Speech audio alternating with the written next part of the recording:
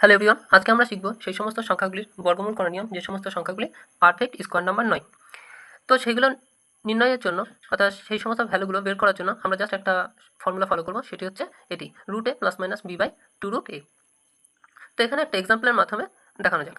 আমি এখানে একটি সংখ্যা লিখলাম √177। এখানে যে √177 এই সংখ্যাটি পারফেক্ট স্কোয়ার নাম্বার নয়। তো এটাকে আমরা কীভাবে ইজিলি সলভ করব, তার জন্য আমরা জাস্ট এই সূত্রটার হেল্প নেব।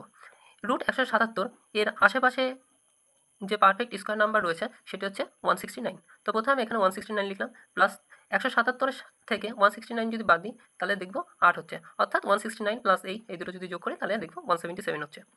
এখন এই যে রুটের মধ্যে যে সংখ্যাটি আমি লিখলাম 169 প্লাস 8, এর মধ্যে প্রথম এই সংখ্যাটিকে আমরা এ ধরবো, পরের এই সংখ্যাটিকে আমরা বি ধরবো, তারপরে এই সূত্রের সাহায্যে এর ভ্যালুটা আমরা বের করার চেষ্টা করব।